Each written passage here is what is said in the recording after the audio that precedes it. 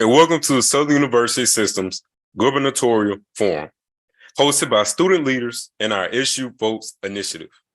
I am Brandon Horn, a history education major from Monroe, Louisiana, and I serve as president of the Student Government Association at Southern University Agricultural Mechanical College in Baton Rouge. It is so important for us to engage with the candidates for governor to gain a greater understanding of where candidates stand on issues that are important to young adults and the future of our state. Joining me tonight are my fellow student leaders from the nation's only historically Black university system. We will collectively serve as moderators for tonight's forum. Representing Southern University at New Orleans is Student Government President Ms. Dana M. Bailey from New Orleans, Louisiana, majoring in social work and public administration. Representing Southern University at Shreveport is Student Government Association President Mr. Jiren Young from Bastrop, Louisiana, majoring in computer information systems. Mr. Young also served as a student member to the Southern University Board of Supervisors. And representing the Southern University Law Center is Ms. Whitley Parker, a third-year law student from Delhi, Louisiana, and president of the Southern University Student Bar Association.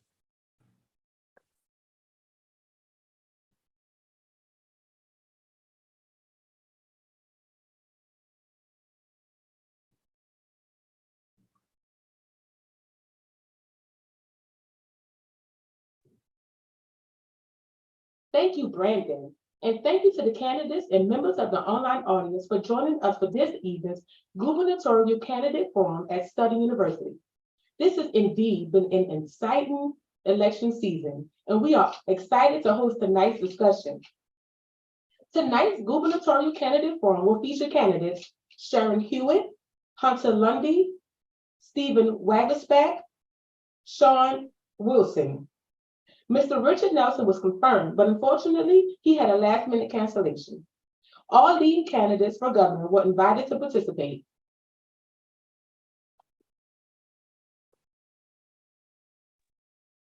As we begin the forum, I would like to share with you the format we follow.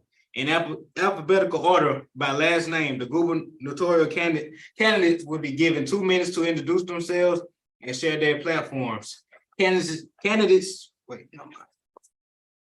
Following those remarks, we will begin posting questions from our student moderators. Candidates will be given 1 minute to reply to each question. Also, as you are aware, tonight's forum is streaming live on Facebook, YouTube, and Southern University System website, where many citizens of Louisiana, as well as Southern University alumni, are tuning in from around the state and the nation. Again, good evening, and let's get started. First up is Ms. Sharon Hewitt. Thank you so much for doing this. And as you can see, I'm on the road, traveling. But it was so important to me to be part of this conversation and to introduce myself to you. I am a former oil and gas engineering executive, a graduate from LSU with a mechanical engineering degree. So my professional experience is in the oil and gas industry. I have been serving now in the state Senate for the last 8 years, where I work as a Senate Majority Leader to shepherd our legislative policy through the legislature. I think there are a number of issues that are really important to the people in Louisiana. And it's issues that are important, I think, to everyday families. The first is you want your kids to have a good education. I think people also want to have good, high-paying jobs for their kids and their grandkids. You want safe neighborhoods. You want an affordable cost of living with zero state income tax, affordable insurance. And you want a government that works for the people and not the other way around. I have been working diligently over the last 8 years in the legislature to do just that, and have passed a record-setting number of bills. But we know that we have an out-migration problem in Louisiana. People are leaving.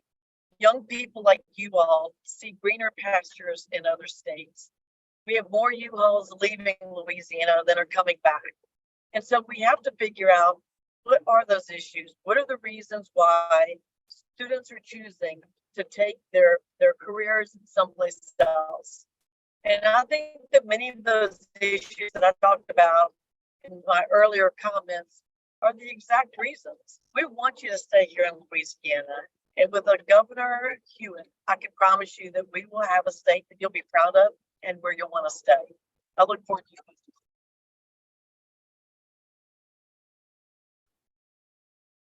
Thank you, Ms. Hewitt. Next, Mr. Hunter.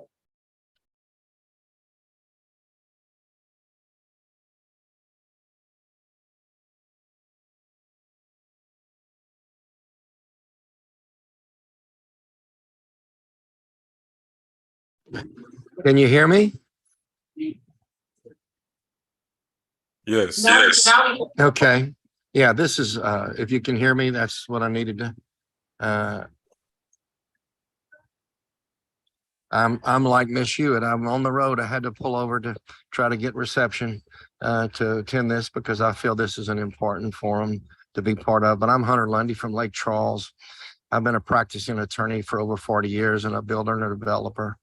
And I have advocated for people's rights around the country in Southeast America for the last 40 years. The last 25 been really focused on environmental issues and then helping people in economically deprived communities. But I'm the father of 3 and the grandfather of 6.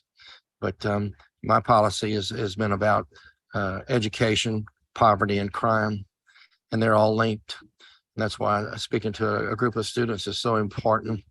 And I've been a proponent of early childhood education from the age of 3 on. And then when we have a society of literate children, it reduces the incarceration rate. Because I mean, if a child can't read by the time they're in the 3rd or 4th grade, they're in the pipeline to prison. And we know that we want our prisons reduced, and we want our poverty attacked. And so I've made that the theme of my campaign is, education, poverty, and crime are all linked. And so we're the #2 poverty state in the nation.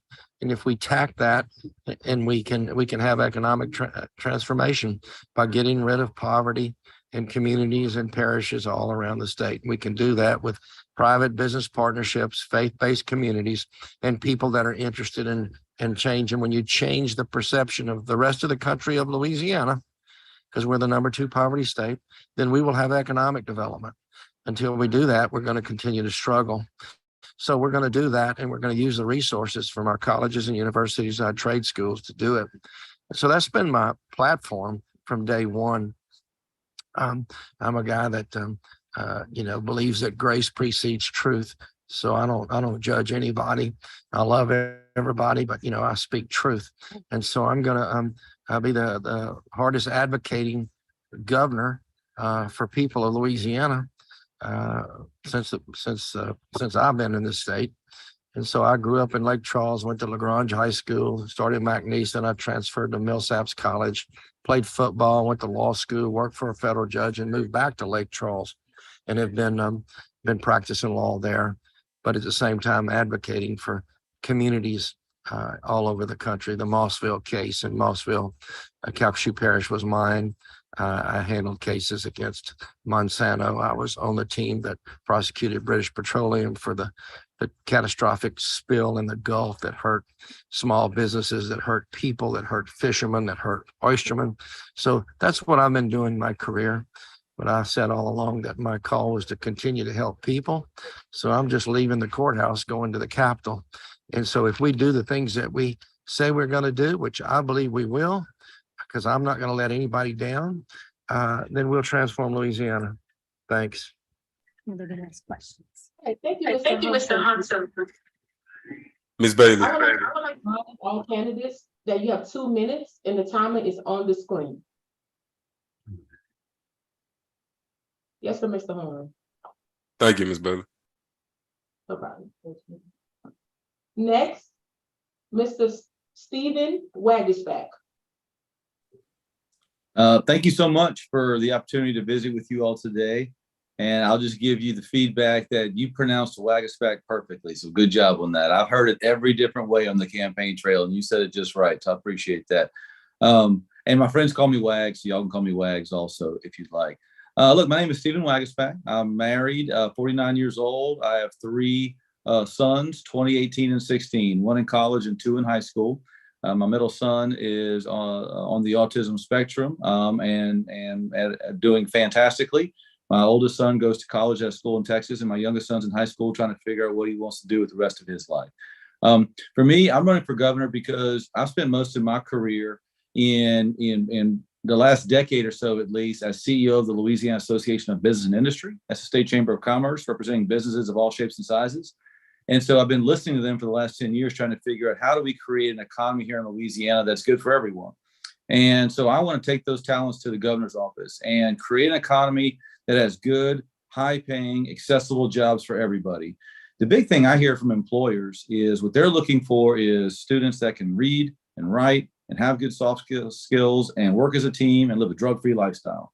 And so to me, what that tells me is if we really get to our K-12 education system, revamp our education system, and really focus on reading, writing, soft skills, career mentorship, technical skills, and all the skills that our kids need to compete, if we get that workforce right, we can compete. Because what we're seeing around the country is there are a lot of companies and industries and businesses that are moving south.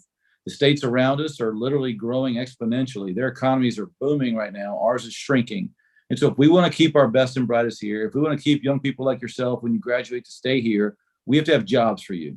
And the best way we can attract more jobs is to make a trained workforce that begins in K-12, that begins with working with our HBCUs, our other four-year colleges, our two-year colleges, and working together to build the workforce pipeline we need to compete. So thank you so much for inviting me here today. I look forward to taking your questions. Thank you, Mr. Wagaspack. Next, Dr. Sean Wilson. Good afternoon, students and future leaders. I am Sean Wilson. As a native of New Orleans,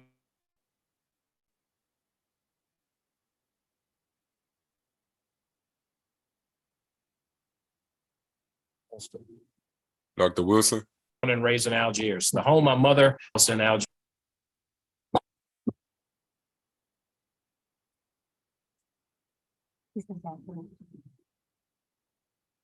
I can't hear him. Yes. Can you hear me? Yes. I can, yeah. Can you hear me? You can hear me? Yes, we can Can you hear me? better. Okay, I apologize. So Sean Wilson, native of New Orleans, born and raised in Algiers. My mom still lives in the shotgun house I grew up in. She raised my brother and I. I left there to go to the University of Southwestern Louisiana, pursuing a nursing degree, and ended up graduating in urban and regional planning. My life has been about public service, and it's followed me from my elementary school days at McDowell 32 as a student leader all the way.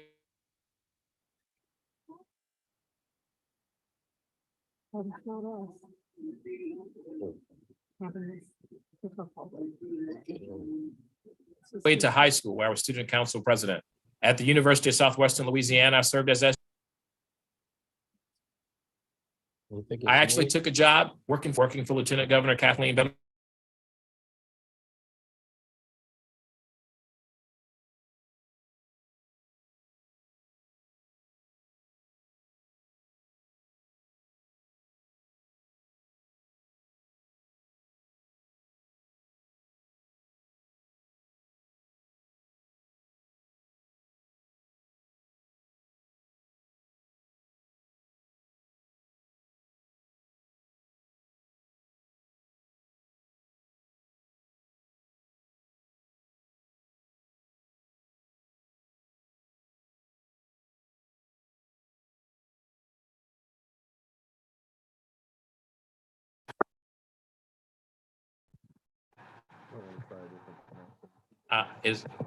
Is this better? Yes. Okay.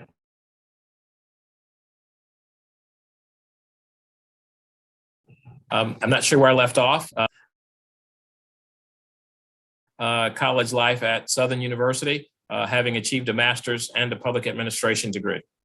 And it says I have an unstable link. Let me switch internets.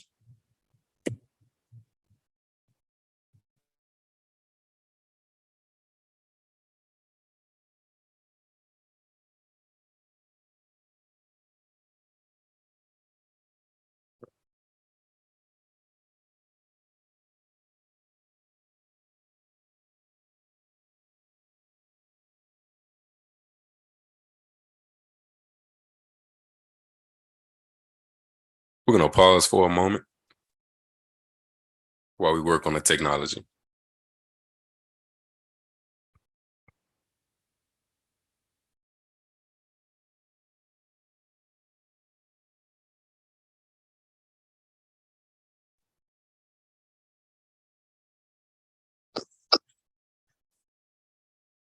Okay, is this better?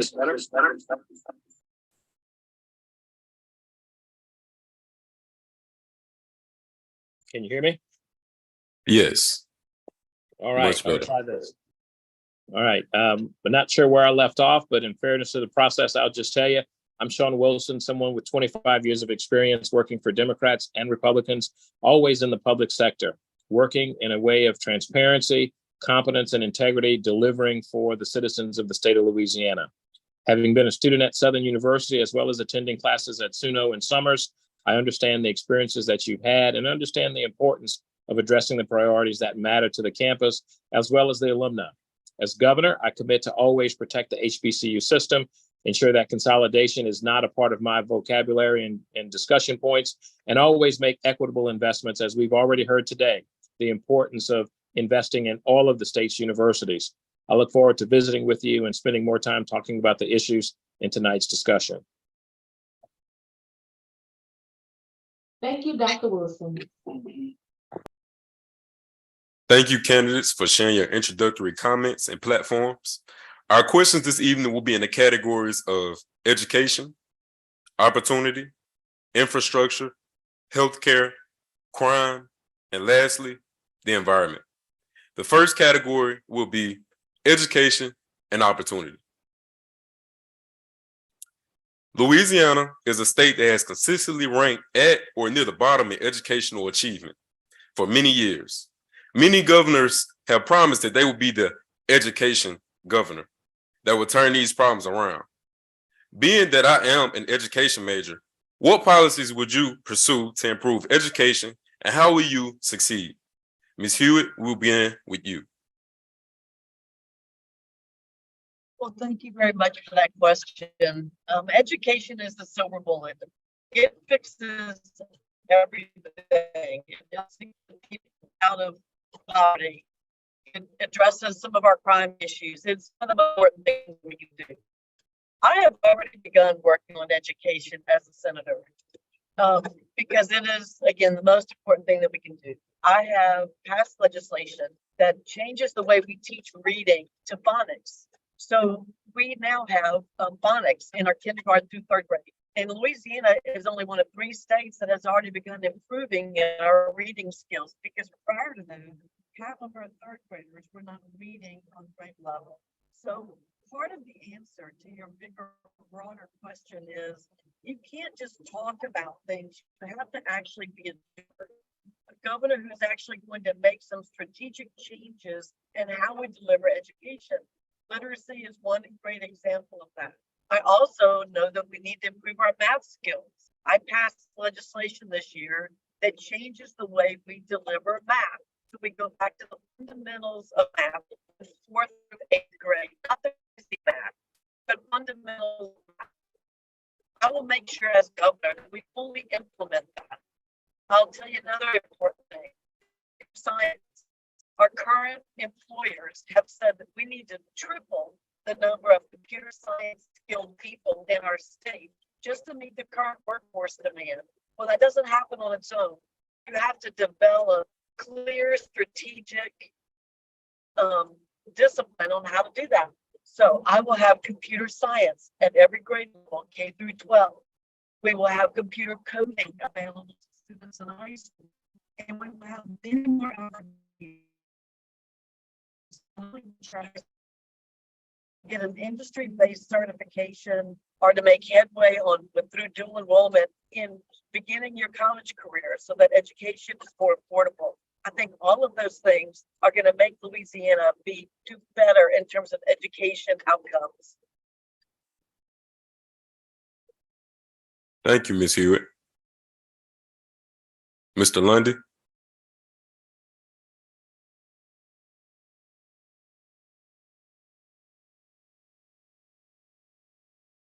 We can't hear you, Mr. Lundy. Can you unmute yourself? Again, can you hear me? Yes, Can you hear sir. me now? So I come from a family of educators. My mother was a kindergarten teacher. My sister's a retired kindergarten teacher. My daughter teaches at a community college, but she's taught in public schools and private schools. We have to start when they're very young. We have to allocate, and it comes down to priorities with the legislature. And as a governor, I'll have the priorities right. I will be promoting a package to start with 3-year-olds. We have to affect them. 80% of the brains formed when they're 3, 90 at 4. And so we've got to reach them. And so they have to learn math, arithmetic. They have to be able to read. And then, and that matches completely with what the incarceration rates are, because most of the incarcerated individuals can't read beyond a 4th grade level. But I'm going to also promote teaching to learn. I've said from the beginning, we're going to get rid of the LEAP test. One test does not fit all. And so it's really a detrimental to teaching. They take kids out of the classroom for 3 to 4 weeks to teach them to take a test. That's gone if I'm the governor. Kids have to be allowed to go out to recess. We need to put mandatory recess back. That's where you learn communication skills. That's where you learn how to do teamwork. That's when you develop character, is outside. Children have to do that. We have to put that back in play.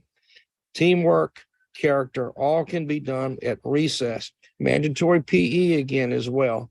Finally, I think the TOPS program, and I'll address that in question to number 3. But right Thank you, now, Mr. Lundy. I'm out of time. Thank you. Mr. Wagaspack. Thank you. Yeah, so I view education as a pipeline. So on the front end, you know, the input is early education, kindergartners, 1st, 2nd, 3rd grade. That's where you really have to focus on some of those intangible soft skills, give kids some of that knowledge of why they're trying to learn, not just what they're learning, but why is it important, what it can lead to, a job, a career, different pathways, and bring in some of those career mentors to open those eyes. And then when the kids get to high school, you really have to figure out what is the best path for some of those kids. If you're destined for a 4-year college or a 2-year college, I want to encourage the high schools and change the accountability system to reward high schools to bring in some of those courses into the high school, so you start buying down some of those credits early on using the state dollars. So it save you money and burn your credits in the long run. And if you're going straight to the workforce, have some of those technical skills in the high schools. And then for the colleges, students are demanding a good return on investment. They want to know what job it's going to lead to. So I want the colleges to really deliver programs that are going to give kids a job so they can be successful here in Louisiana. And I want to encourage them and reward those that do it at a high level. Thank you, Mr. Wagaspack. Dr. Wilson. Certainly. Let me just tell you, I'm going to try and get a better connection on a different Wi-Fi in a moment so I don't strain my arm. Very quickly, let me just tell you, this is like changing a tire while you're driving. The reality is this is a multi-pronged task. Clearly, we have to do some immediate interventions, but we also have to do some long-term interventions. Let's start with the long-term. First, we've got to invest in early childhood education. I'm the only candidate that's committed to fully funding early childhood education, not just because it makes sense from an education standpoint, but it produces better outcomes across the board for our young people. I'm a big advocate of making sure that we pay teachers. I'm married to an educator. She's got 23 years in the public education system. She's currently an assistant principal. I understand the importance of what it meant for our family to be able to support her professionally by supporting the kids that she taught very early in our career. So I am very passionate about educators. I support making sure that we pay them not just at the Southern regional average, because that's the top of the bottom half. We should be paying them much higher than that, and we should index it so it keeps up with inflation. Likewise, we've got to invest in vocational education and support transitional opportunities for young people in high school.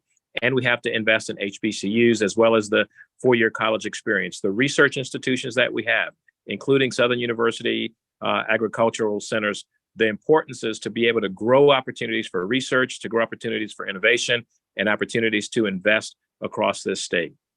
As a candidate, Dr. Wilson. Thank you.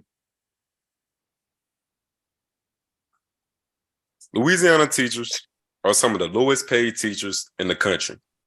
Do you support raising teacher salaries? And if so, how will you fund the increases? Mr. Lundy, we will begin with you. Well, I've been a proponent of teacher raise, and I was when the session was in. I said that they should give them the 3,000 raise that was promised, but instead they gave them a stipend. You know, the reason why I'm not connected to a political party today, because of all the nonsense that goes on at the Capitol. And so I'm an independent. And so, yes, I come from family of teachers. So we should have given them the $3,000 raise that we promised them. We need to pay our teachers, and you've heard my commercials, and we need to pay our law enforcement and our firemen too. So we're 43rd in paying our teachers. We're 48th in paying our policemen, and we're dead last in paying our first responders. If we can't take care of the people that take care of us, why do you think people don't want to stay in the state? So we got to pay our teachers. We got to give them salaries. We got to look at the program that they entered that Governor Huckabee did. She started at a minimum of $50,000. We got some teachers starting in the 30s in certain parishes. So we got to start them at a minimum. Maybe we forgive the teachers' debt. So that gives an increase each year too on the debt forgiveness. So that's how we do it. And it's a matter of priorities. The money's there. You just got to appropriate it and do what you say you're going to do. I won't be a disappointment when it comes to the teachers. Thank you, Mr. Lundy. Candidates, I want to remind you all that the timer is on the screen. I don't see it. This is just. Mm. It's 1 minute there. I'll just. Okay. We'll give you a little clue. We're all 1 minute. Is that? Mr. Westbeck? Yes, thank you. Listen, the $2,000 stipend that was given this year, I do agree with Hunter that they should have gone with the $3,000 level, and it should be made permanent. And I do think that's something I will pursue once I get in there.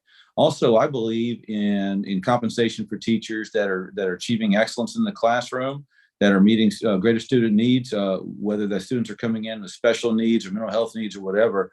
Teachers are asked to do so much these days beyond teach. They're having to be counselors and all these other things. I want to take that burden off their back, but also reward those that are doing some of those extra jobs at a high level. If we have to bring in new counselors to do some of that, there may be some teachers who want to add some of that to their portfolio, and they should be compensated for that. But lastly, I would say the legislature paid down some of the pension debt, which allows some flexibility at the local level to award teachers. I like that idea. So as we get surpluses going forward, I would want to pay down some of that legacy debt. That'll give local districts more extra dollars available to add on to some of those teacher pay raises, because they know which teachers in their local markets need some of that extra compensation better than Baton Rouge does.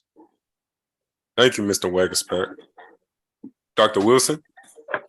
Absolutely, I support the teacher pay raises, and I support not just giving them a raise, but making sure that we index it so that it keeps up with inflation. Our history is that we have always used teachers and students as pawns for political gain. The reality is we need to get that out the way and determine how we're going to live in the future, and we need to prioritize education. As a candidate, I have supported the 0.45 because this is a budget issue. This is about prioritization. This is about making sure that we have the resources available to fund education. The fact that we do not protect higher education, public safety, K-12, and healthcare are the three most critical subject matters, education, healthcare, and public safety, that we absolutely need. As a governor, I will make sure that we work to protect those and commit to make those priorities, which is why I've received the Louisiana Federation of Teachers endorsement, as well as that of the AFL-CIO, because I am committed to making sure we pay good wages and that we honor good work. We need to get out of the way of the relationship between a teacher and a student and let teachers teach and let students learn, but we need to reward them.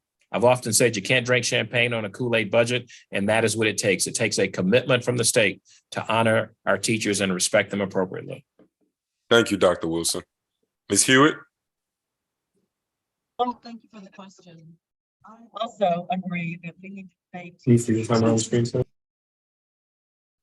We need to pay our teachers. They need to be at or above the Southern average. And the pay should be permanent. There was really no reason this year for the legislature to not make that a permanent pay raise. And I will make sure that in my first year, not only do we catch up on what they should have been paid this year in terms of regular salary, but then we add to it again as we continue to do that. Starting teachers are making something like $58,000 a year. You have to have a highly qualified teacher in a classroom for students to learn. And we know that. And there are so many teachers right now that are not certified to teach in the subject matter that they're teaching. So yes, I agree. We need to pay teachers more that are in a high demand fields, pay them more, and reward those teachers that are really going over and beyond the call of duty. Thank you, Ms. Hewitt. Access to higher education is critical for preparing Louisiana's workforce for the jobs of today and tomorrow. The Louisiana Board of Regents has set a goal in its master plan of having 60% of the state's workforce with a credential beyond a high school diploma by 2030. Currently, we are at 48%. What policies would you advance as governor to enhance the capacity of the state's community, technical, and four-year colleges and universities to achieve these targets? Mr. Wagaspack, we'll begin with you. Thank you. The Board of Regents put that target in. I think it's 60%. I think it's the right target to have, and I commend them for doing it. You have to be very creative how you do it. You have to get some of the mid-career earners to come back into the colleges to get some of those credentials and finish those that have a few hours left, make it easy for them virtually, evening hours, et cetera. Also, I like starting earning those credentials in high school. If you go to River Parish Community Colleges in Ascension Parish today, there's about 350 high school kids who are going to school every single day on RPCC campus. They're earning their high school degree and their associate's degree at the same time. That helps us get those credentials for some of those kids early on before they have the pressures of adult life that comes with bills and other obstacles there. And so I love making the credentials very easy to attain at the high school level and the mid-career level. The last thing I would say is we need to make sure that community colleges are available to a lot of our young people today. That's a great start for a lot of people. You can get a lot of baseline credits there at a much more affordable price. I want to highlight that more with our graduating high school seniors so they know that's available to them. Thank you, Mr. Wagaspack. Dr. Wilson? Well, look, making a commitment to achieve the goal of 60% of our employees or citizens having a degree is bold, but it's absolutely achievable. It has to start with us making sure that we fund programs, whether it's the Murphy J. Foster program or Go Grants, to ensure that we have resources available to address the rising cost of education, to help relieve the burden of student debt. But we also have to make sure that we have jobs available for them. Clearly, in terms of universities, they need to have some autonomy and they need to have some certainty. We need to protect our institutions and let them know that we're going to make the investments that they need to be competitive and attract students. Clearly, if the front porch is not attractive, folks aren't going to come in.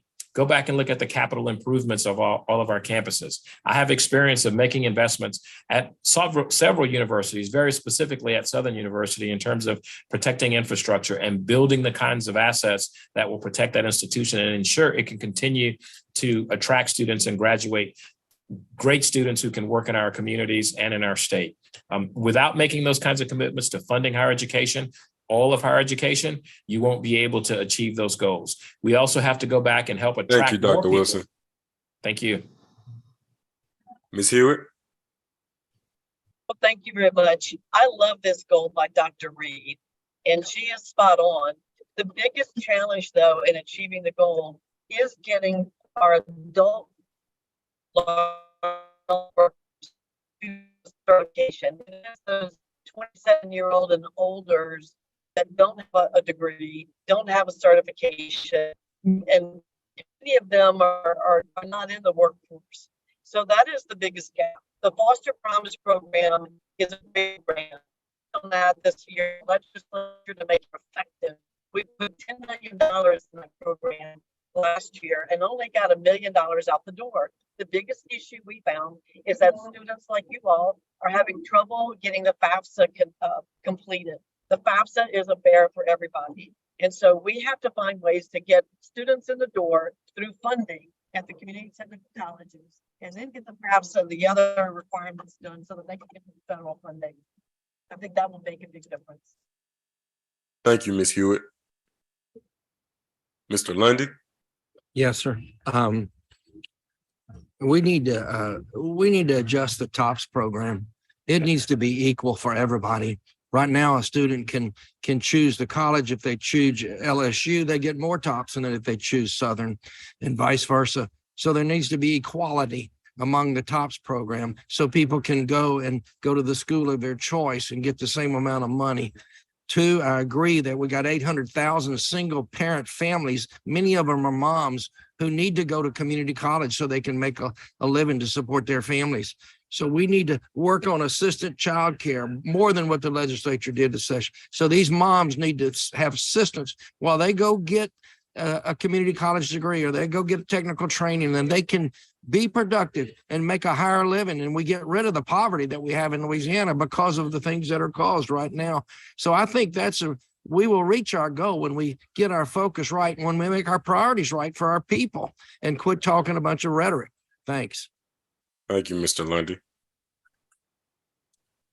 For years, Louisiana has experienced a brain drain as our best and brightest upon graduation from our four-year schools leave Louisiana for greener pastures in other states. What will you do as governor to convince young college graduates to stay in Louisiana as opposed to seeking economic opportunities in other states? Mr. Wagerspack, we'll begin with you.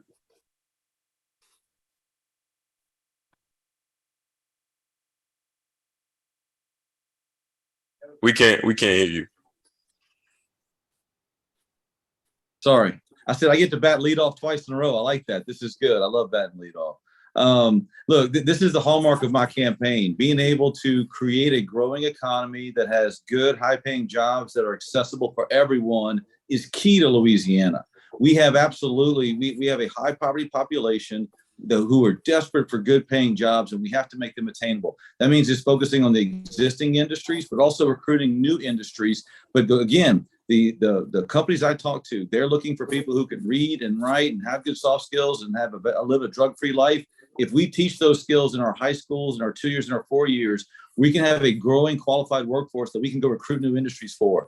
Industries are dying to come to the South. They see the available land. They see the wonderful resources we have. They love our culture and our community. If we have a qualified workforce, we can go grab those industries. And I have a proven track record in my previous career of going out and recruiting those industries and strong on economic development. I want those to be accessible jobs for everyone in Louisiana, no matter where you live, no matter where you grow up. And it starts with a strong, robust experience in high school.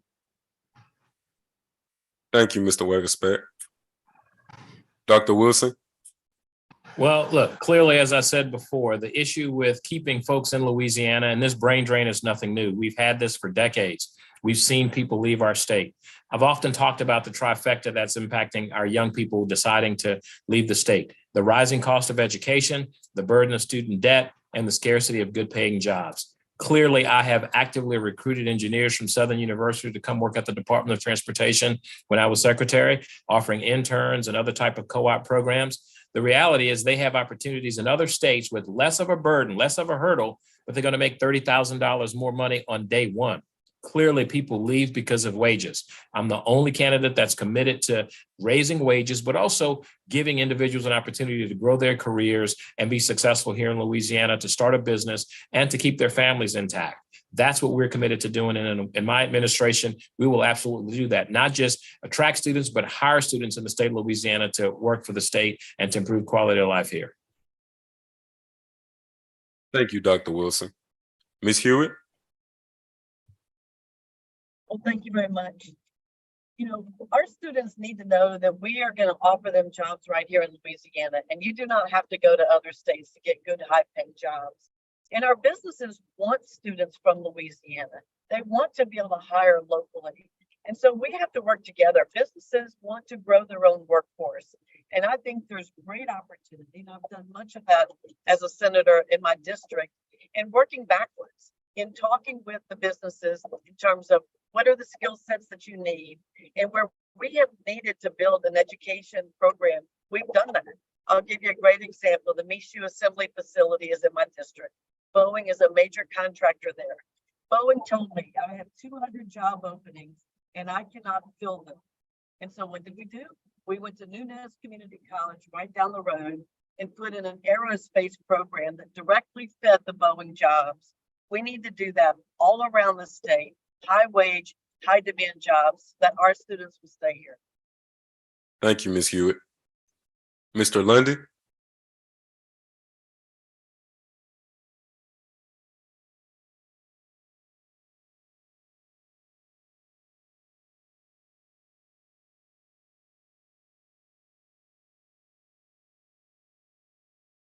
Can you please unmute yourself, Mr. Lundy? I don't know how it muted, but I'm sorry. I'll try again. We have the second worst roads in America, the seventh most fatalities. We have we pay our teachers low. We pay our law enforcement extremely low. We pay our firemen. If we don't change the perception from the rest of the country, why do we expect our children to stay? But my three kids are here. My oldest is a fire captain. My youngest is a ship captain. My daughter is a teacher. We love the state. We invested in the state. My 6 grandchildren live in the state. So we're we know we have the best state. We know we have the best culture. We know we have the best waterways. We know we are the best agricultural state in the country. So we just have to invest, get our priorities straight, and quit, watch what we say about the state. We need to be the #1 tourism state in the country, and we can do it with a strong effort. Thank you. Thank you, Mr. Lundy. Stable, predictable funding for higher education is essential to the state's economic future and quality of life. Following the Great Recession, colleges and universities endured years of budget cuts that we have spent years recovering from, in part because higher education funding is not constitutionally protected against budget cuts during lean times. What will you do as governor to prioritize higher education in your administration? And what policies will you pursue to assure the higher education community that will not have a repeat of the policies in the past should our economic situation change for the worse? Dr. Wilson, we will begin with you. Well, thank you. It's a great question. I've worked for 25 years in state government, and I've watched the budget gimmicks. Clearly, I've seen what does not work, and cutting higher education and expecting it to become more affordable and to be more attractive does not work. Governor Edwards and this administration has done a phenomenal job of investing in infrastructure, but also investing in the institutions of higher education as well. I've heard lots of ideas, everything from finding revenue sources from hemp and marijuana to looking at some of the clean energy jobs that are here coming to Louisiana, carbon capture, sequestration, or opportunities to find resources, as well as looking at additional resources from wind and other renewable energies. We have to have some budget discipline, and you're going to hear a lot of candidates talking about letting resources go and not making the kinds of investments that are necessary. It's one thing to say we can cut taxes, but you cannot cut taxes and increase in investment. So clearly, I will offer priorities. I will offer discipline. I've seen it done. I will dedicate in one-time resources to investing in institutions and not necessarily investing in the people. The idea that we can invest in education is the better investment into the future of Louisiana, and not just looking at raises and not just looking at growing government. Building our systems is what's going to work to change the outcomes that we have across the state of Louisiana. Thank you, Dr. Wilson. Mrs. Hewitt. Thank you very much. We do have a budget problem, but the biggest issue is in how we manage our money. Did you know that about $4 billion out of a $20 billion state budget is tied up in dedicated funds? There's about 400 of them. And that basically means that someone has already decided maybe 30 years ago that a particular thing ought to get funding automatically off the top instead of competing for funding with all of the other things. Almost everything has a dedicated fund except higher education and healthcare. So when money gets short, those are the areas that end up getting cut. I have led an effort over the last 5 years to eliminate dedicated funds. And I will do that as governor, eliminate those dedicated funds, allow everyone to compete for the same state general fund dollars so that we can prioritize higher education at the level that it should be funded, and you not be at the end of the line, but be at the front of the line. Thank you, Mrs. Hewitt. Mr. Lundy.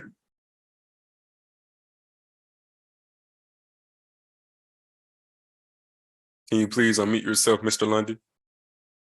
I'm sorry, it just keeps doing it automatically. But anyway, yeah, I'm a firm believer in higher education. My father's dream was to see his 4 children get a higher education, which we all did. We all had jobs or scholarships, and we worked our way through it. But I'm for scholarship funding. I'm for grants. I'm for private-public partnerships. The LNG industry in Southwest Louisiana, now Southeast Louisiana, is getting involved in the community colleges and the local colleges. We can find the funds for young people to go to college. You heard me earlier say TOPS should be treated equally. So nobody should be denied a lower payment of TOPS because they choose the school of their choice, not because they choose a school that charges a higher tuition.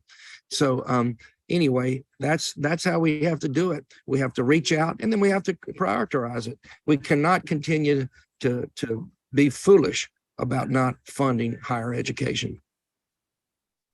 Thank you, Mr. Lundy. Mr. Wagaspat.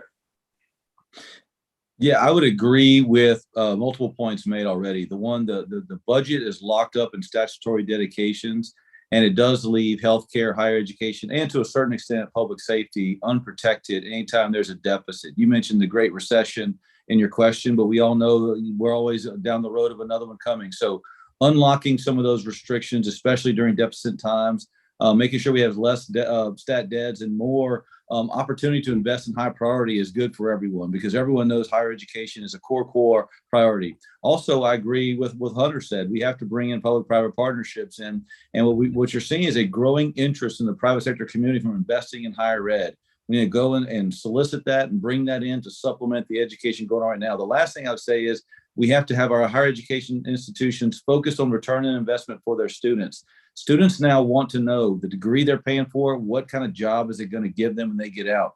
So it's imperative that our schools deliver what the regional workforce needs are so their students can get a good bang for the buck for their investment. Thank you, Mr. Wegerspat.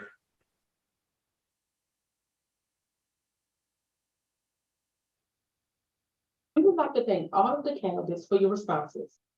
We will now move into a discussion on infrastructure. Despite significant investment in road construction in the last 8 years, Louisiana currently has an $18 billion backlog in road projects, and the state ranks 35th in the nation among states with respect to the quality of its road, and 45th in the nation with respect to the number of structurally deficient bridges. Will you support an increase in the state's gasoline tax in order to address the state's transportation infrastructure needs? Why or why not? Ms. Hewitt?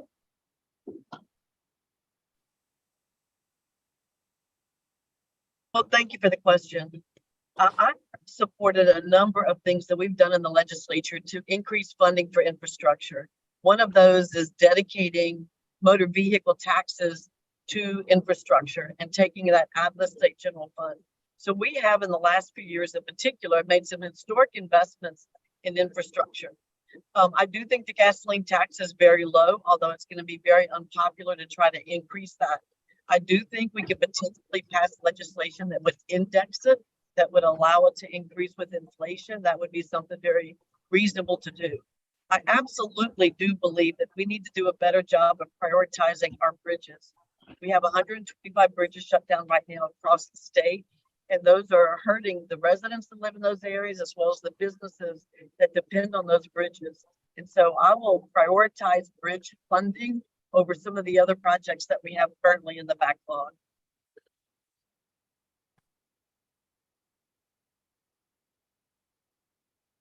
Thank you, Ms. Hewitt. Mr. Lundy? You know, I'm a supporter of the renewal of the 0.45% sales tax. I would look closely at whether we should change the gasoline tax. I do know that our bridges are deficient, our roads are deficient. I've already said where we rank in the nation on our roads. I know that before the Secretary of Transportation left office in April, we had a catastrophe with the bridge in Port Allen that was it's sinking. And it's going to cost the state $10 million to fix it.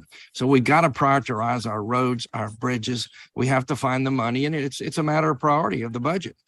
Spend the money. We've got a long backlog. As the next governor, I'm going to set a list, and I'm going to create priorities on fixing these roads, fixing these bridges, and we'll renew the 0.45. We'll do that so we can pay teachers, law enforcement, so we can use it for infrastructure.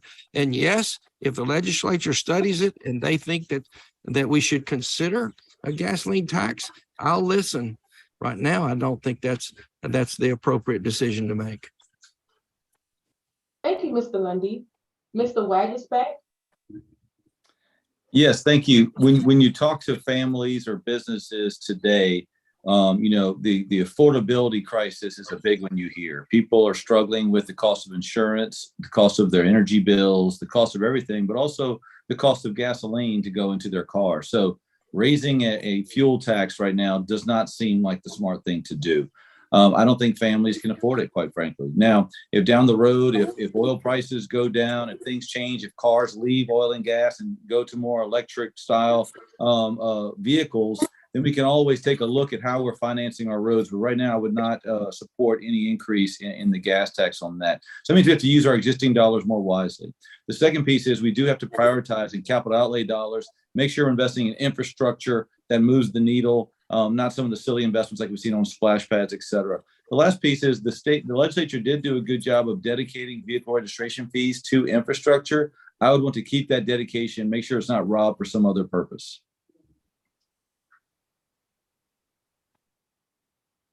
Thank you, Mr. Wagglesback. Dr. Wilson?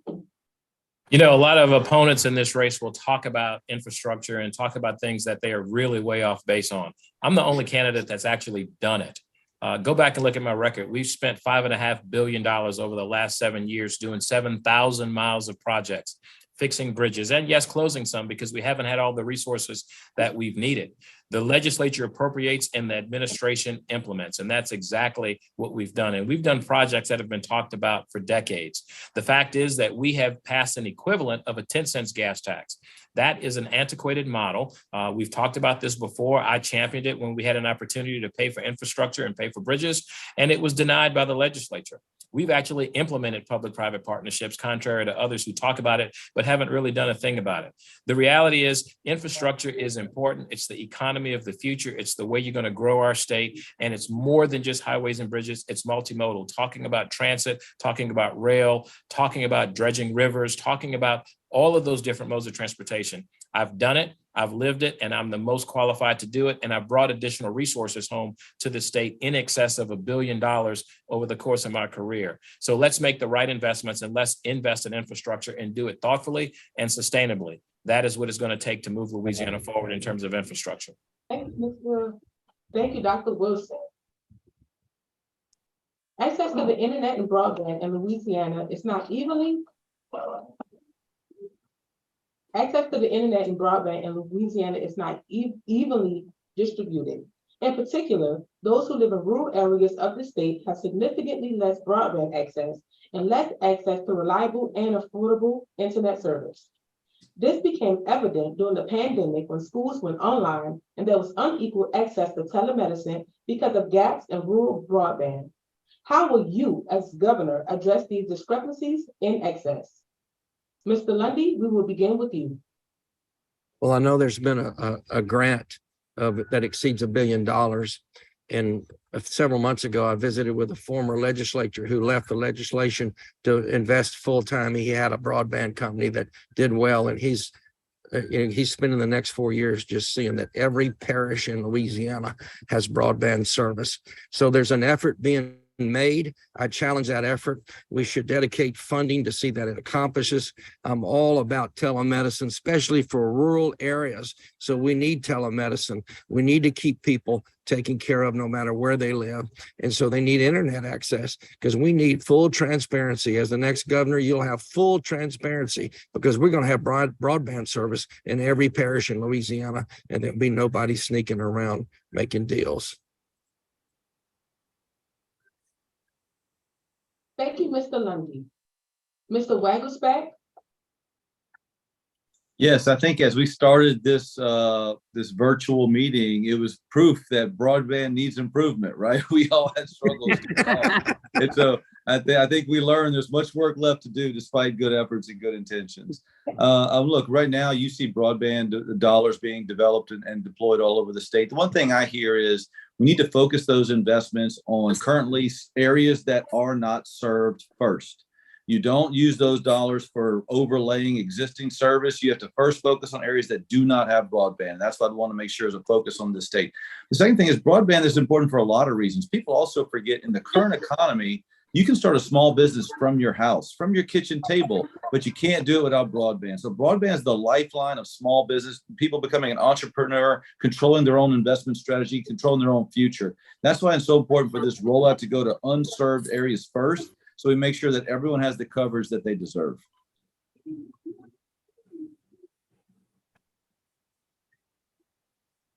Thank you, Mr. Wagglesback. Dr. Wilson? Listen, this is about closing the digital divide, creating digital equity, serving those communities and populations that are underserved. That's why you have to absolutely work through the Office of Rural Development. The fact that we've got $1.4 billion coming to the state to create broadband. And imagine what would have happened if in 2004, when the Governor Blanco, had achieved that. We wouldn't have seen the learning loss, particularly in Black and brown communities, as a result of having a lack of broadband access. Families had to sit in the parking lot of a McDonald's to get to do their homework. Think about what that would have meant for telemedicine for communities that deal with health disparities. Connect Louisiana is a phenomenal program. We've worked very hard, even through the Department of Transportation, working with Connect Louisiana to build out that asset. We have the law on the books in terms of how we can deliver that. The fact that we actually gave away assets that the department had in a previous administration that would have been a trunk for what this was, to help spread this out much more affordably.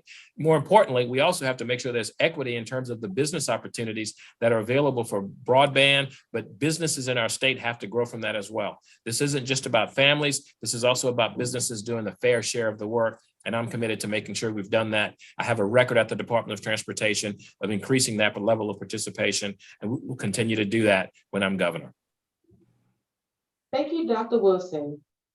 Mrs. Hewitt? Thank you. Yeah, I agree with Wow. We're evidence of the fact that we don't have good broadband in a lot of parts of our state. And it is a game changer. You know, we learned during the public health emergency the importance of being able to have good internet in terms of keeping our students, you know, in school or going through an educational program. There's no substitute for being in the classroom, but it certainly was very important. In terms of healthcare, it's also a game changer. We have so many areas where not only are they rural and you don't have perhaps the doctors there, but imagine the opportunities to tie into health experts from all around the world that you can work with as a patient when you have internet access. It is one of the most important things that we could do. We are still getting a lot of federal funding and we'll continue to do that, but we're going to be woefully short. And so I do think it will be an incredibly important priority for our state for us to figure out going forward how we're going to fund better broadband access for everyone. Thank you, Mrs. Hewitt. Candidates, thank you for your response. Let's now discuss healthcare. The COVID-19 pandemic brought into short view and reality of health disparities between Black and white Louisianans. The worst outcomes that African Americans experience are not isolated to COVID-19. Rather, they are consistent across a range of health conditions, in addition to other barriers to care. As governor, what will you do to close these disparities? Mr. Nelson, we'll begin with you. Mr. Waggerspan, we'll begin with you. Hey, thank you so much. I was wondering if Richard popped on real quick. I didn't see him there. Look, when you look at the health outcomes we have as a state, it's pretty sobering. We are extremely high in everything from smoking to obesity, diabetes, cancer, number of health outcomes we have to get better at. When you talk to our medical providers, what they say is one of the challenges we have is we don't have enough preventative care, people taking steps before they get sick and show up in an emergency room. So I'd like to make sure that we have the proper incentives and guidance in our Medicaid program, our Medicare program, and our private insurance program to make sure that no matter how you have your coverage, if you have coverage, you're getting the right signals that we need you to go and take those pre-checkups. Make sure you're taking your medicine regularly. Make sure you're eating healthy, wellness. It's the little things that can stop some of these drastic health outcomes on the back end. We have to make sure we're setting the right incentives in our programs and our insurance programs so that people are taking the steps that they need to do to keep themselves healthy. Thank you, Mr. Waggerspan. Dr. Nelson, Dr. Nelson. Dr. Nelson or Dr. Wilson?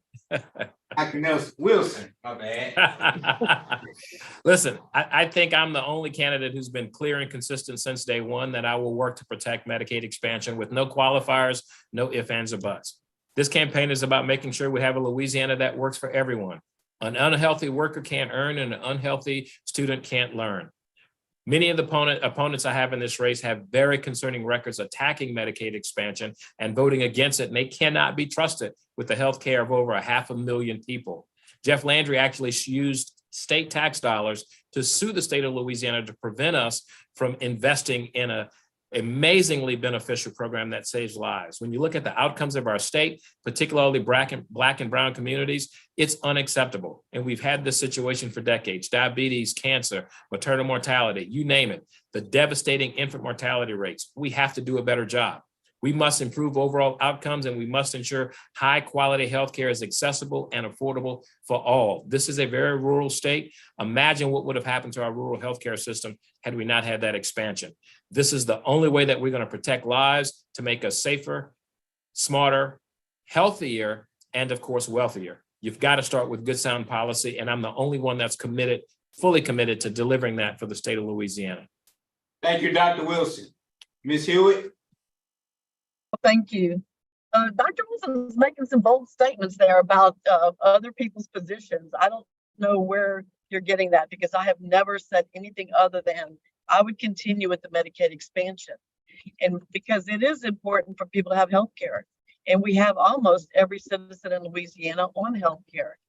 What we do need to do, though, is to do a better job of managing Medicaid so that we're not, we have to do a better job of managing Medicaid so that we're not wasting money, and we're making sure that our dollars are going to all the right people and in all the right ways.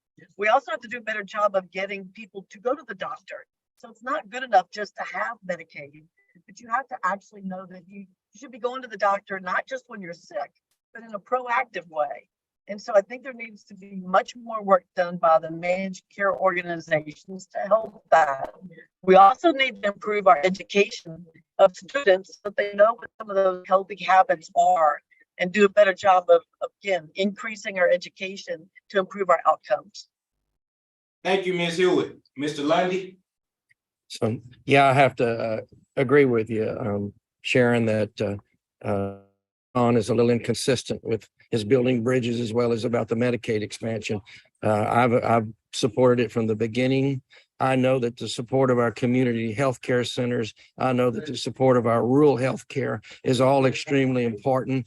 And yes, we've got to do preventive care, and we've got to do it well. We have the SNAP programs right now in schools that we're feeding our children better. Yes, we have a problem with diabetes and obesity, but we need to go into the rural areas. We need to support. I encourage every teacher to read the book, Understanding Poverty. We've got 70% of the children is going into public schools are coming out of poverty.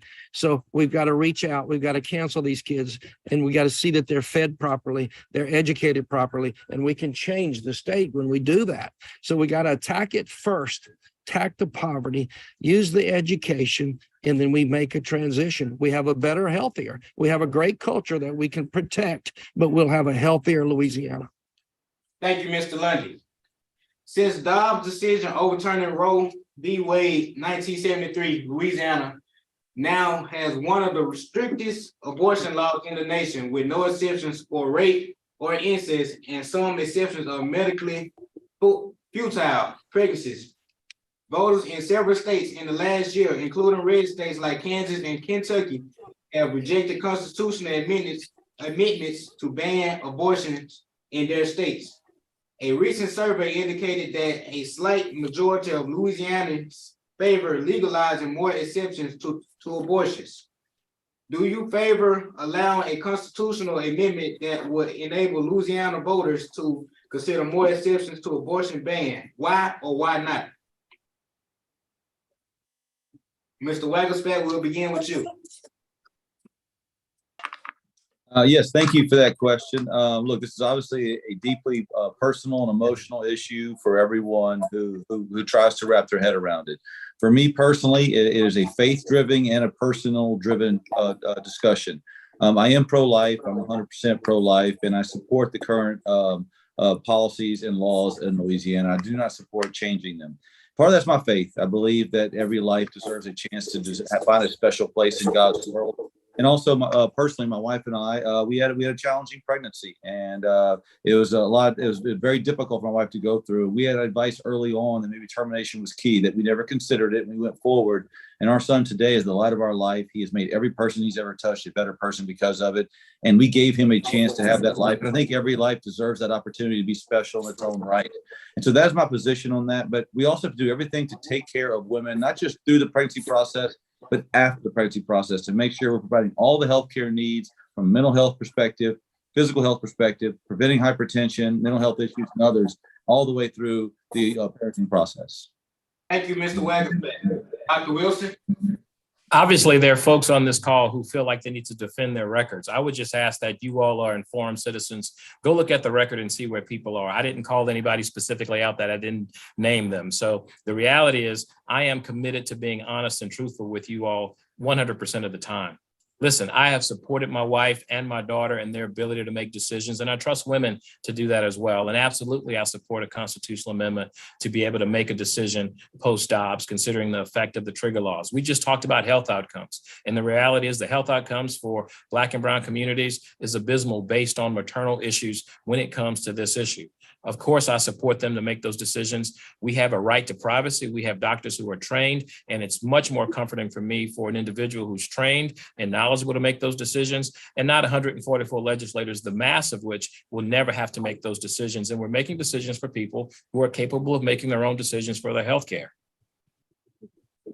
Thank you, Dr. Wilson. Mrs. Hewitt?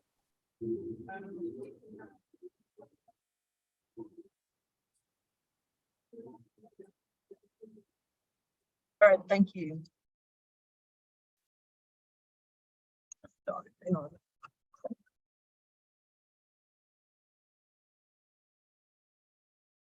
All right. So what's happening here with the technology, but look, we have had a constitutional amendment vote already. It was in 2020. 62% of those who voted in the state of Louisiana said that they do not support abortion. And we are a very pro-life state. I'm a pro-life person. And I do believe that we can do so much more though, in terms of supporting mothers both before birth, during their pregnancies, as well as afterwards. Because you cannot say that you're pro-life and not care about moms and children. And so I have supported legislation in the past on both adoption and foster care and prenatal care for moms. And we have to do a much better job of that. Thank you, Ms. Hewitt. Mr. Lundy? Yes, I agree with Ms. Hewitt. We've had a constitutional vote on it, and I agree with the legislature's actions. I'm pro-life, and I don't think the legislature's addressed it, and I agree with it. But I want young people that are listening to this, and I'm sorry that I couldn't get visual perception because I was traveling, and I've done the best I can to be on this thing. But go read Janet Porter's book, Heartbeat. You know, I've had personal experiences with this. You know, that the Planned Parenthood was created to control the Black population. They were doing it.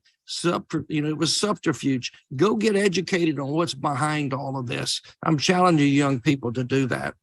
And yes, there's two victims to every abortion, the mother and the fetus, both. The mother ends up having strong problems emotionally and mentally in the remainder of her life over this. Now, they can be healed. It takes all of God and all of counseling to heal people from abortions. Thank you. Thank you, Mr. Lundy. Thank you for your responses. Our questions will now move to the topic of crime. As you know, white collar crime is a serious problem that does not attract the same attention as street level crime. If you are elected governor, what policies will you implement to combat white collar crime and ensure that law enforcement officials have sufficient resources to address this issue? Dr. Wilson, we will begin with you. I totally agree that we've treated white collar crime different from traditional crimes that are seen in communities, particularly those for Black and brown communities.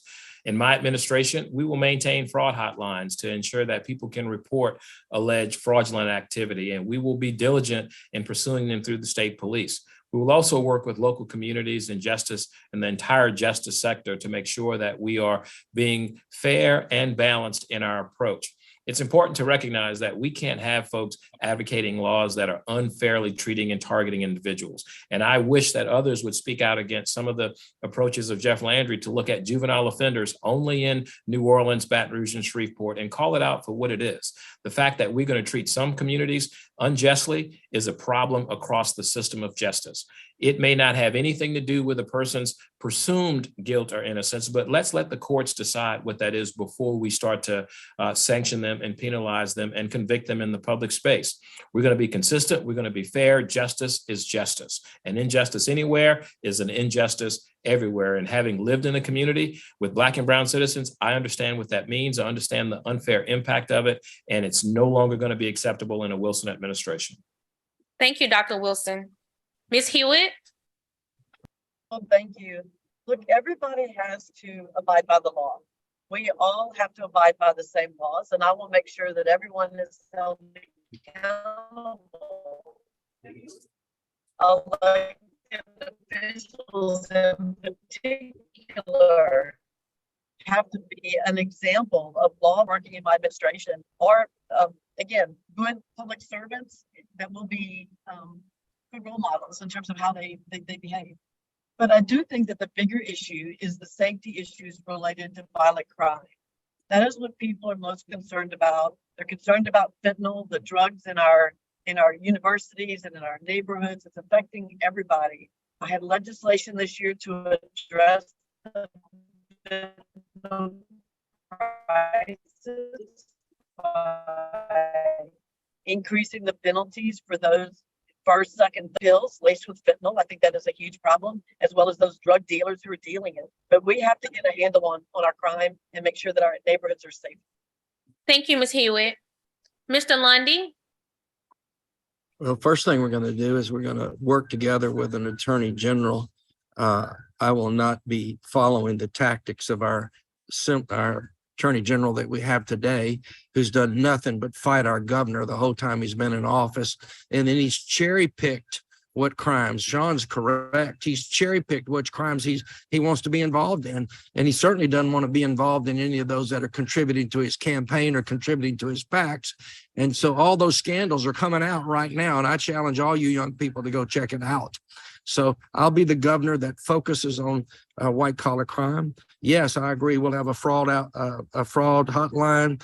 We will look into everything. We will work with all law enforcement facilities. I'm a consensus builder, not a grenade thrower. And so I will reach out to the mayor of New Orleans, the mayor of Baton Rouge, the mayor of Shreveport, as well as all the DAs. I mean, I come from a law enforcement belief system. I'm a lawyer. I quote Micah 6:8 all the time: to do justice, love mercy, and walk humbly with the Lord. And to do justice, it means just that. You do it equally across the board to each and every one. Yes, I believe Mr. everybody has Lundy. to be accountable. Thank you. Mr. Wagaspat? Yes, specific to your question about white collar crime, absolutely. Look, every crime is a violation of someone's rights, and I think that's all detestable. And so we have to be strong on all of it. When it comes to white collar crime, a lot of times it comes from government. And so, look, I've said from when I get elected, I'm going to call for an outside audit of all agencies to see how dollars are being spent, which ones are appropriate, which ones are not. I've been a longtime supporter of increased ethics reforms throughout state government. In fact, I was one of the lead authors of several packages of bills that were passed way back in 2008 to put strong safeguards in place, to create the Office of the Inspector General, to give it teeth so they can go out and investigate. I'm going to work closely with the legislative auditor to make sure that we scrub all the agencies continuously throughout my administration to make sure that if anything happens that underneath that watch, that we can hop on it quickly. I think anytime you're stealing someone's savings, someone's investment, someone's opportunity, that's one of the worst crimes you can do, because you're taking from someone's family at that point in time. So yeah, white collar crime is just as bad as any other crime. It must be investigated promptly and swiftly. Thank you, Mr. Wagaspat. As a law student, the next question is of great concern and passion to unravel. We are all familiar with the Ronald Green incident, in which an unarmed Black man was murdered by the state police, and then there were efforts to cover up the police's role in his death. Do you believe that this incident is indicative of systemic issue of racism within the Louisiana State Police Department? Why or why not? If we have a systemic problem of racism, what will you do to root out the problem? Ms. Hewitt, we'll begin with you. Well, thank you. I think the Ronald Green incident was horrific and it should have never happened. And I have met with the Green family at the Capitol, and it's unfair how all of this is rolled out, and the cover up. Not only first was the death horrible, but the cover up has been awful as well. I believe the troopers were covering it up. I also believe that the governor did not act as judiciously as he should have in addressing it, in investigating it, in holding the state troopers accountable. You know, I can assure you that I will hold state police accountable and all law enforcement. And I think that 99% of them, I think, are doing a great job of defending us. But I do think that there are bad apples everywhere and that we will hold them accountable. I do not think we have systemic racism, but I did participate in a task force led by Senator Fields, and we made some reforms that I think help address some issues. And if there's more work to be done in that area, I'm going to lead in that area as well. Thank you, Ms. Hewitt. Mr. Lundy? I do believe the Green incident was racially motivated. As a lawyer, I'll look at the evidence. We'll look at the evidence. Whether or not we have the systemic problem of racism, I don't know, but I will certainly investigate it when I'm the governor. And your question is, what will I do about it? I will take politics out of it. I'll call in the Civil Rights Division of the Justice Department to come in and investigate it. You know, we've got too much politics going on right now. And that's why you had this thing happen. And then there was an apparent delay or cover up. That none of that is acceptable with me. We're going to be transparent when I'm the governor. And so if there's a systemic problem, we will involve justice. If there's not a systemic problem, we will just improve by treating people, equipping people, training people, making sure they know how to act under a situation that's difficult. And so that seems to be part of the problem right now. They're not properly trained. Thank you, Mr. Lundy. Mr. Wagensback, we'll have you next. Yes, obviously the video from that night is just a horrible incident, and when everyone saw it, you could tell that was not right. And so that investigation should have taken place swiftly, promptly by the appropriate officials. It started with the local DA up to the Attorney General. That should have been quick. Instead, it has lingered, and the family is still searching for closure on what is there. And I don't think that's right. Specific to the law enforcement, I think state police, there's a lot of people who go out each and every day, risk their lives to try to keep us all safe. That's a hard job. And so I think there are a lot of tremendous, strong law enforcement officials on there that we have to learn from, because we need their advice to how to help better train other law enforcement officials who need better training on how to learn how to deal with the community, deal with some of these tense situations. And so I would want to get in there, appoint the right superintendent who could identify who are those law enforcement officials who are the mentors for the others, who we learn from, so we can make sure that everyone who wears the badge is not just doing heroic duty, but also teaching others how's the right way to do that job. Thank you, Mr. Wagensback. Dr. Wilson? Well, let me begin by saying what happened to Ronald Green and so many others. We could use this entire hour-and-a-half debate naming names of people who've been violated and disgracefully treated. When you talk about a system or a systemic culture, it's not going to change overnight, whether it's racism or prejudice or discrimination. It's not going to change overnight. We do have some bad apples. The real problem is, how do you react when you address it? Let's find the common denominator who did not prosecute in the Ronald Green case or in the Elton Sterling case and so many others. And anyone who allows those individuals to lead, whether it's Jeff Lynch or anyone else, we have to be thoughtful. In my administration, we're going to be specific, we're going to be intentional, and we're going to hold individuals accountable completely across the system, regardless of where you serve, regardless of how you serve and how long you served. It starts with leadership. That's how you change and transform a culture. And you have to have that level of accountability and transparency and not be afraid to address individuals and not be specific in actions that are targeting any one community, as we've seen, whether you're avoiding debates are not talking about issues, are not even talking to citizens. We have to address these real issues. It's about justice and it's about fairness. And what happened to Ronald Green was Thank you, unacceptable Dr. by Wilson. every standard. Thank you all for your responses. Our last set of questions for the evening are on the topic of environment. The petrochemical industry has, for decades, been a vital economic driver for the state of Louisiana. However, our state is also home to Cancer Alley, whereby many of our citizens who live in proximity to these facilities bear a disproportionate burden of health conditions because of where they live. How will you as governor balance the goals of promoting the vitality of our energy and petrochemical sector, while at the same time protecting our environment and the health and safety of our people? Dr. Lundy, Mr. Lundy, we'll begin with you. Well, number one, I'd like to know if the community was there first and then the industry moved in, or vice versa. That's important. I've been a lawyer for 40 years. 25 of it was doing environmental cases for economically deprived neighborhoods. And so I understand this very well. And so we need health studies in these communities. If there's an increased risk of cancer, they need to do something about it. Industry needs to do something about it. I'm all about accountability. And you've heard me say, if you make a mess, you clean it up, and you clean it up right then. And I know these permits are given to these industries based upon self-reporting. So we need good compliance. We probably hadn't had a DEQ rep like we had during the Romer administration. We need the best DEQ that we can have, and I'll make sure we have a good one. And we want business, we want industry, but we want compliance. And if there's a health problem, relocate the people. If there's an injury, compensate the people. Do what Thank you, Mr. Lundy. Mr. Wagaspat? Yeah, thank you so much. So kind of similar to the previous question, the data has to speak the truth here.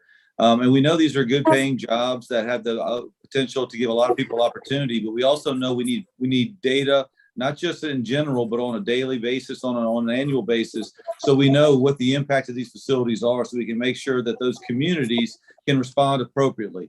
If there's a health challenge there, we have to be able to respond appropriately. The data is the only thing that will show us there. So there needs to be monitoring. There needs to be a DEQ that knows how to not just cite a license or a permit on day one, but also be there throughout operation to make sure that everything's done there is on the up and up by the law, and that the law is enough to not just have a growing economy, but also safeguard the community.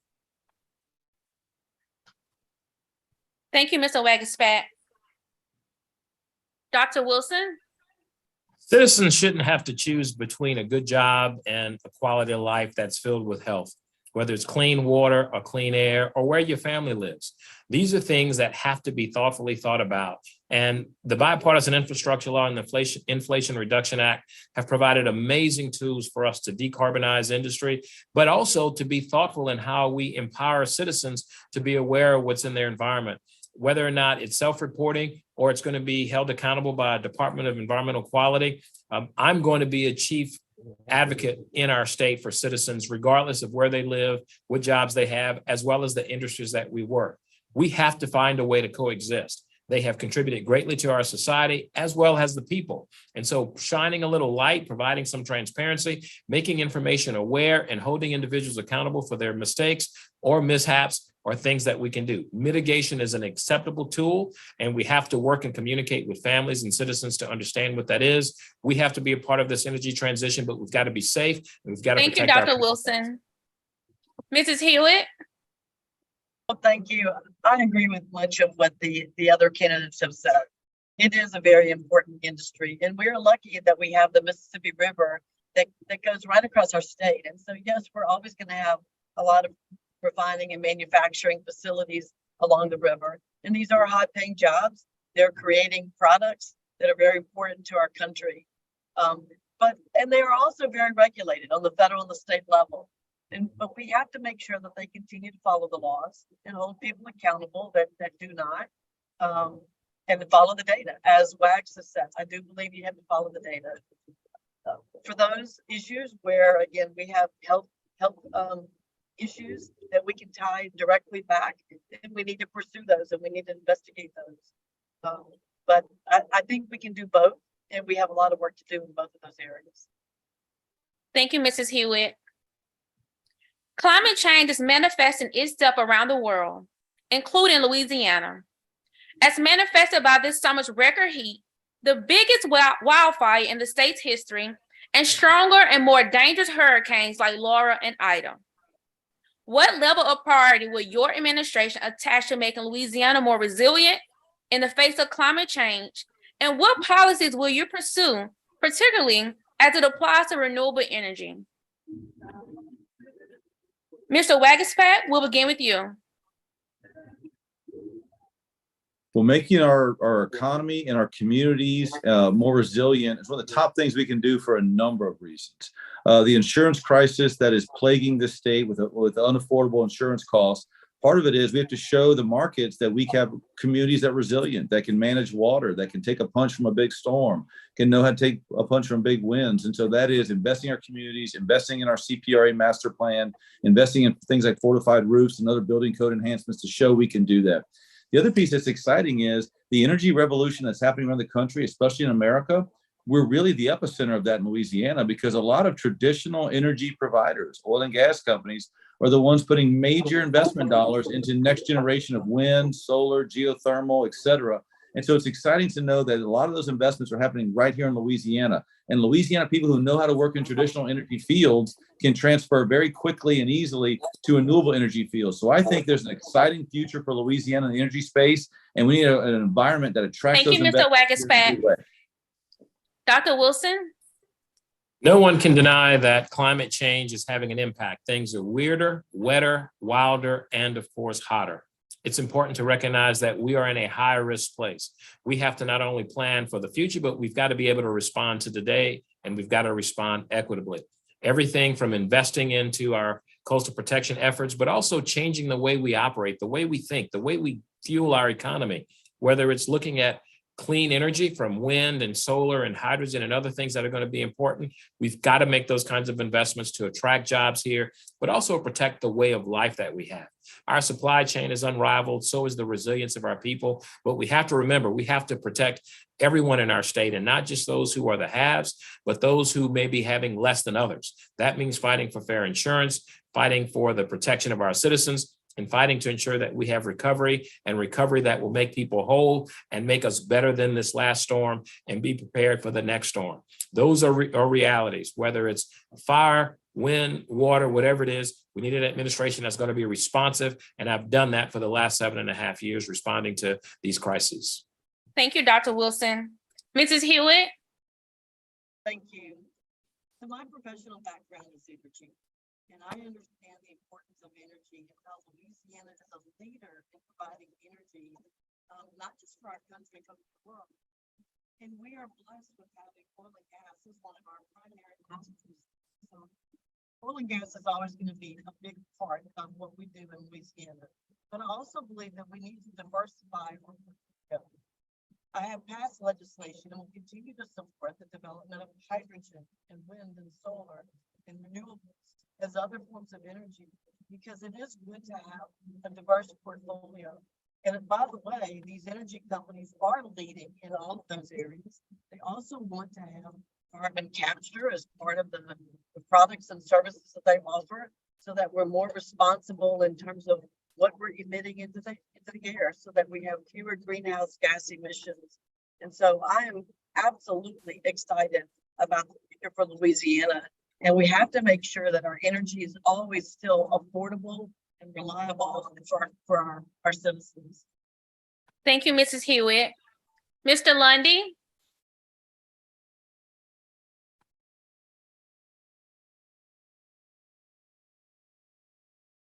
Mr. Lundy, if you're speaking, you're on mute. Trying again. Can you hear me now? Yes, sir. We're gonna refurbish and rebuild our forestry program because a previous governor had taken us from 175 fire trucks and 3 workers down to 60 something. And so these forest fires got out of control. Just in one location, we had 31,000 acres burned.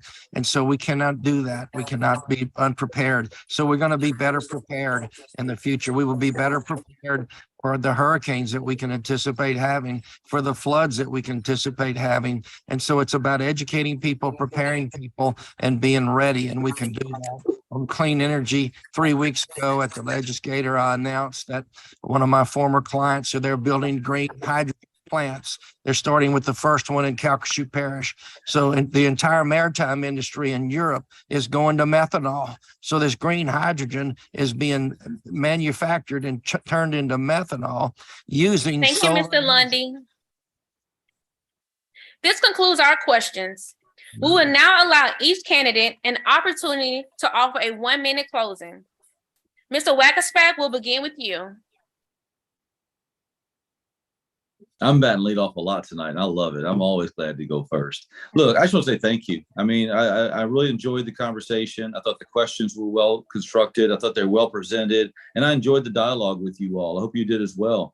My big takeaway is this: the future of this state is in your hands. I mean, you all are the young next generation of what this state's going to have. You know, this is your opportunity to not just learn and listen and ask good questions, but also advise. In the blink of an eye, you're going to be out of school. You're going to be driving the decisions of the state. I just implore you, have aspirational goals. Raise that ceiling of expectations. Demand a better Louisiana than we've ever had before. I hope the next generation takes it to a much better level than the one that we have today. That's the goal of any society that's evolving and changing. So thank you for being involved. I hope you learn more about all the candidates, including me. My website is wagsforla.com. I'd love to learn more about me. I'd be honored to earn your vote and your support, and I hope to be your governor pretty soon. Thank you so much for everything. Thank you, Mr. Wackerspack. Dr. Wilson? Well, listen, thank you for tonight's forum. It's an honor to be with you. I've sat in the seats that you sit in tonight. I've lived your experience of being on the campus in Baton Rouge as well as New Orleans. No other candidate is going to give you the experiences I have, the 25 years of working with Republicans and Democrats. But from the perspective of supporting HBCUs and from the perspective of addressing these issues in a fair and balanced and equitable way, I promise to always honor and respect that tradition that we have at our university of taking care of the least of us. That is my commitment. That is my job. I've worked hard over these years. I've earned the respect. I've earned the opportunity to lead, and I've demonstrated that I can lead. It's time that we have a governor that's going to put the people of Louisiana first. I'm not going to give you social media sound bites. I'm going to put policy over politics. I'm going to give you real solutions. I've done that for 25 years. That's the way I've led, and that's the way I'm going to continue to lead. I've been a bridge builder, in spite of what others say, not a bridge burner. Go look at my record, compare us. Visit me online at wilsonforla.com. We welcome your support. We welcome your vote, and we welcome your early vote because I know when homecoming is. It's important to change the future of Louisiana, and it starts with you. God bless you. Thank you for having me tonight. Thank you, Dr. Wilson. Mrs. Hewitt? Thank you so much for organizing this and for giving me an opportunity to introduce myself and to talk about some very important issues. I want you to know that I care about Louisiana. I'm born and raised in Louisiana, and you are the future leaders of our state. Don't give up on our state. We want you to stay here. We're going to build jobs and an education program that will give you good, high-paying jobs and reasons to stay here. I think the future is very bright. It is a critical time, though, in our state. This is a very important election. And I ask that you go to my website. It's at SharonHewitt.com and read the Hewitt Blueprint. We have released policy on education, on workforce, on energy, on the economy, and today on insurance. So we'll tell you more about my beliefs and things that I think that we can do to make our state better. Thank you so much for the opportunity. I'm asking for your vote and for your support. Thank you. Thank you, Mrs. Hewitt. Mr. Lundy? Thank you. Thank you for having me. I apologize. I had to pull over at a truck stop in order to make the call. So you haven't been able to see me, and I apologize for the noise, but I want to, understand that this is a very important time in your life that you're going to vote for the governor that could make the difference for the state for the next 4, next 8, and really for a long term. Sometimes we're just seed planters and the harvest is later. But right now, my heart is on Louisiana, and I want to see it grow. and you've heard two candidates say check their records. I'm gonna tell you to go check their records, look at the roads and the bridges and see what's been done. That's one record. And yes, Steve Wagasback was the chief of staff for Bobby Jindal. He pointed out in 2008 what he had done, but I mean, they nearly destroyed the UL system. They tried to take down the HBCU system. I can go down the list of what Bobby Jindal did to this state. So check out the candidates. I want your vote. It's LundyForLouisiana.com. God bless, and thank you for listening. Thank you, Mr. Lundy. To our candidates, thank you for taking time from your very busy schedules to join us at Southern University. To our audience, we are placing a link to a brief survey on our website. Please take a few moments to share your thoughts. On behalf of the student leaders of the Southern University system and our SU Votes initiative, we have enjoyed serving as your moderators this evening. Today is National Voter Registration Day, and we encourage everyone to exercise your civic duty and vote in this and every election. Election Day is Saturday, October 14th, and early voting begins on September 30th and continues through October 7th. For more details, visit govote.com and our Southern University website at sus.edu/vote. Good night, everyone. Good night.